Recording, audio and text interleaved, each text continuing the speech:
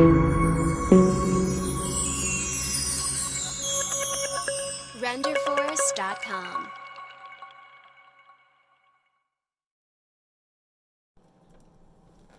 Hi all, and welcome to this episode of The Peach Buzz. I'm so glad to see you. I'm Trisha Peach, host of The Peach Buzz, a channel all about ministry and all things involved with ministry, family ministry, student ministries, kids ministry, which is what I have done most of my life. 17 years full-time children's pastor, and I'm the author of Your Children's Ministry from Scratch, Your Children's Ministry Beyond Basics, and Why We Quit, and soon to be Finding Hope. That's a kids' Christmas musical. But I wanted to talk to you about how to land that ministry job. Now, this is more specific, I think, to children's ministry, but some of it is general enough for any interview. Now, I've been on both sides of it. I have been the interviewee and the interviewer. I've had to hire a few in my time. There are some very important things that I want to share with you, and these might be, even if you're going for a secular job, but especially a ministry job. Let me tell you some things you really should do with a sprinkling of things you should not do. Okay, number one, and this applies universally, when you meet that interviewer, you need to look them in the eyes and give them a firm handshake. And you've been told this before, but women, I need to tell you, men can sometimes be better at this than women. Women will be looking down, they're looking at their shoes, they're afraid to make eye contact, and this okay and a little handshake. No, give them a firm handshake, look them in the eye, and keep eye contact throughout. Also, your body language is extremely important. If you are sitting back like this, it's kind of like you are not interested, that you don't really want to be there. You are kind of detached, like, well, maybe I'll get this, maybe I'm not, I don't know if I'm interested. If you're leaning forward, that means you are eager, you are listening. So that would be number two. You don't want to dominate the conversation. It needs to be give and take, where the interviewer is talking some and you're talking some. So it's going to be listening, responding, but be very engaged. Okay, this is important. Number three, and I've talked about this when I do seminars and conferences, you need to be very careful on your speech. Don't say 47,000 times, or I just did it. So that's another tell that people use a lot, or when they're trying to think of their next thought. It's okay to have a little bit of silence. It is okay. That's why I strongly recommend rehearsing this before you do it with a friend, maybe a couple of friends, so you can listen to yourself. If you record yourself and play it back, which I know everybody hates hearing themselves, but it's really important that you hear yourself, because everyone swears to me, I never say, I never say, and then we listen to it and I'll say, let's count them. And at 17, 18 there, I never knew this. That's why you've got to listen to yourself. Don't do that, because if children's leaders like me, when I'm hiring, it's distracting. I start counting them in my head, even though I don't want to. Does anybody else do that? I know that's not good. I know when someone's nervous, I can give them some grace. I know they're nervous, and they just keep saying, that it can be distracting. Also, you've got to stop apologizing. That's one of the most aggravating things for me as an interviewer. And again, it's more the women who do this more than the men. They'll walk in the door and say, oh, sorry, I'm 30 seconds late, or I'm sorry, I'm jumbled today, my hair is frayed, I'm so sorry, I'm flustered, excuse me, 4,000 different apologies. This is your time to shine. And I know as Christians we say, I gotta be humble, I gotta be humble. Okay, humility is one thing, but you've got to balance that, because in an interview we need to see your best face forward. We need to see you at your best. That's what's expected at an interview, not constant apologies, because they know if they hire you, that's all they're going to hear is constant apologizing. It's a way of trying to show humility, I know, but don't do the constant apologizing. Women tell me all the time, oh, I don't do it. Yeah, you do.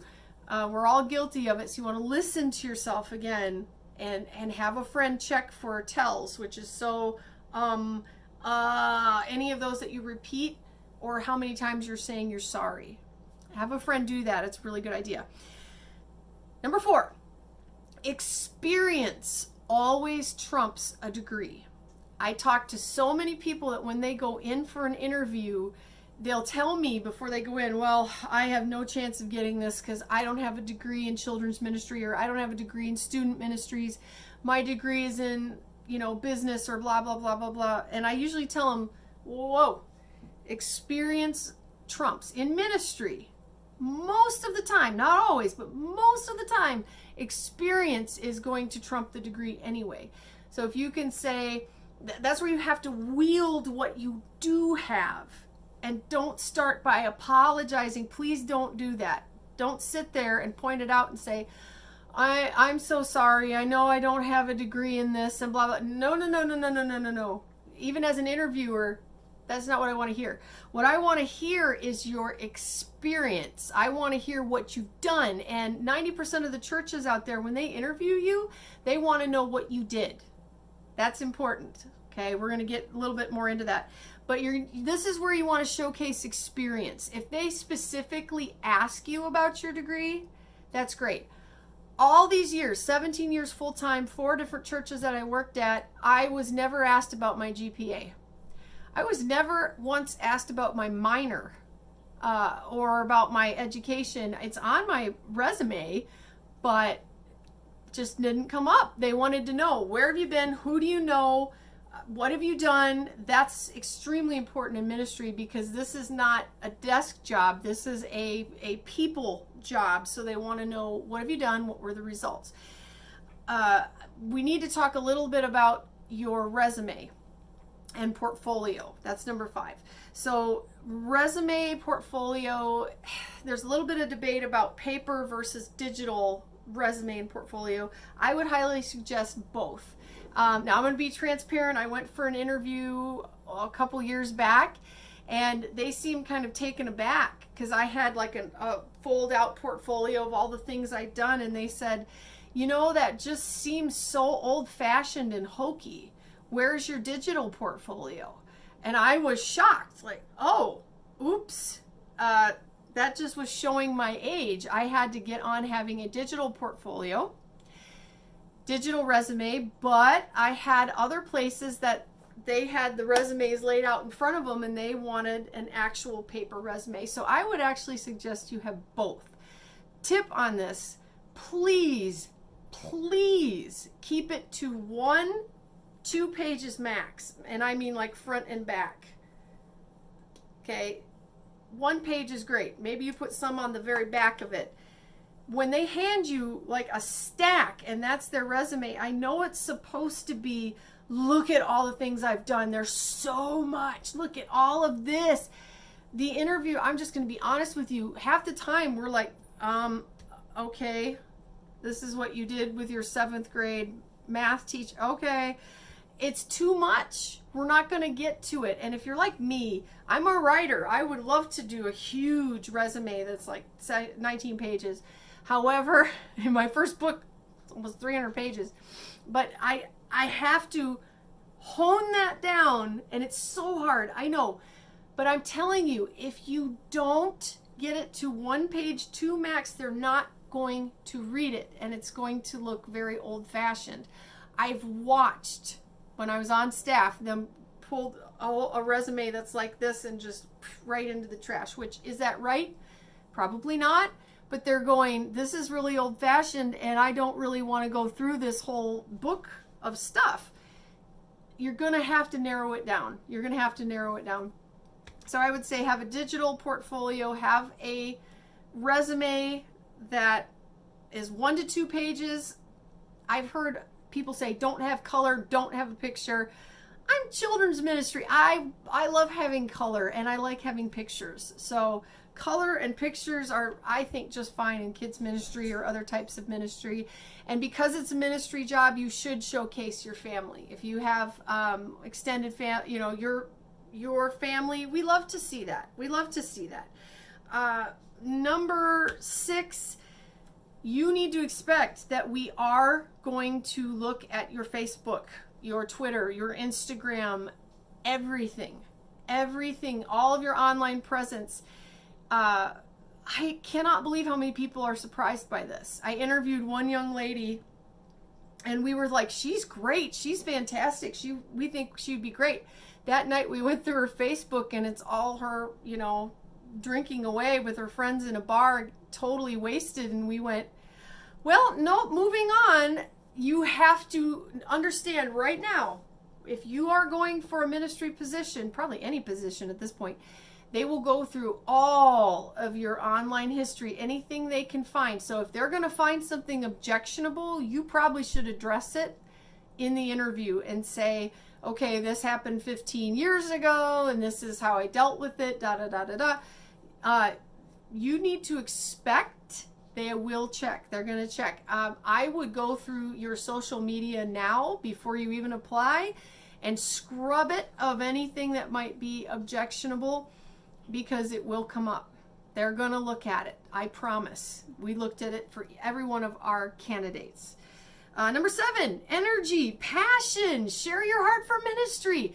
This is the part that makes or breaks it for me. I sit down with someone, and if their body language is already like this, like, why am I here? I don't want to be here. And they may not be thinking that, but that's what their body language is telling me. Then the big question I ask is, tell me your passion for ministry. Tell me your passion for lost people. Tell me your vision. And if they do this, well, I don't know. I'm just here to serve. I'm serving, whatever's needed. If you're called, it's a fire shut up in your bones, and I want to hear your passion for the lost. A lot of times in a ministry interview, we will ask, how do you know you're called? Tell me how you know you're called into ministry. And if they can't answer that, that's a huge red flag. If they're just kind of ho-hum about it, they're not passionate. If they're not passionate, they're not going to be able to inspire and recruit the volunteers they're going to need. So you're going to have to find passion. Bring your best passion. Spill it out. I'd rather someone be over passionate and overzealous than too reserved, where they don't seem to be on fire for this ministry. So you're still looking in the eye, you're listening, you're not dominating, but you're answering. I try not to answer with just yes or no. I will elaborate and just try to show you your personality. Have some humor. I actually love it when someone comes to an interview and they have some humor, appropriate humor, and they let me see their quirky side. That's always great. Number 8, extremely important, you need to be willing to work cross teams. So if they ask you, would you be willing to do this? Would you be willing to do that? If you answer, that's not in my job description and I don't do that, that's usually a red flag. Because especially in a larger church, the church I was working at was 3,000 people, you would get asked to do things outside of your job description all the time. I mean, all the time. That's just part of the job. You know that being in ministry, we have to do things that are outside of our purview. If this sounds like someone who's combative and not going to work well cross teams, that's not going to work out.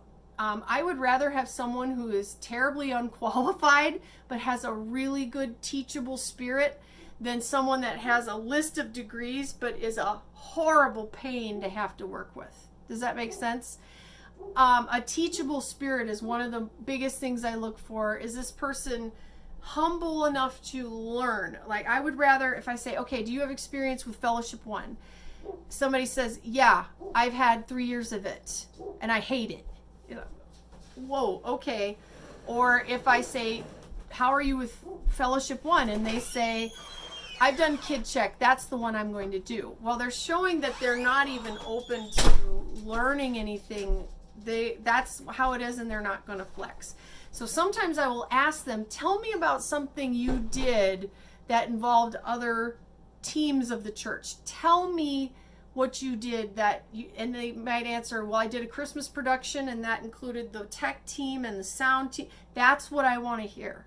Or I might ask, how did you work with the student ministries pastor at your last church? And I want to hear how they tried to work together as a team. Which brings me to number 9.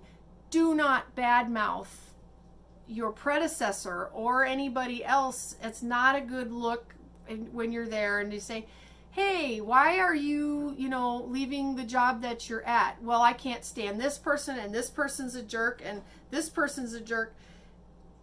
That's not a good idea. Most people give me the pat answer of God is moving me on. Well, that's great. That I take that as code of I'm not going to tell you.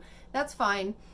But if they tell me, we had different visions. It was a conflict of vision, or it was not working out, but they're not bad-mouthing and bashing. I like that. I think, okay, all right, they're trying to leave with grace. And I will ask, how'd you get along with the other teams? Because if they didn't get along with anyone, there's not a good chance they're going to get along with you.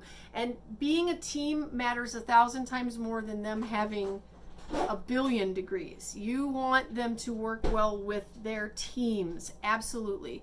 So you don't want them bad-mouthing at all. I want you to try to bring to the table what you can offer. And this goes back into the experience end of it.